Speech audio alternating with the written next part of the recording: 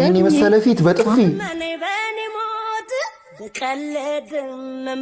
የኔ ፍቅር ነይ እንዴ ጆ እሰይ እንዴ ለምን ምንድነው መቀላውጭው? ምን ሆነክ ነው እንዴ? ስንት ጊዜ ነው የምነግርሽ? ለሁሉም ሰው አንድ አይነት ፍቅር አይሰጥም አላልኩሽ? ምን ችግር አለው ጆ? ጓደኞቻችን አይደሉ እንዴ? አየሽ ልጅነት አለብሽ። ጆ ልጅ መሆኔ ምንድነው ጥፋቱ? ልጅ መሆንሽ አይደለም ጥፋቱ፣ እኔ ከልጅ ጋር መሆኔ ነው። እናማ ይበቃናል። ስታርጊ አብረን መሆን እንችላለን። ጆ እኔ እኮ አፈቅርሃለሁ። ማፍቀር ቃሉን ነው የምታውቂው፣ ተግባሩ አልገባሽም።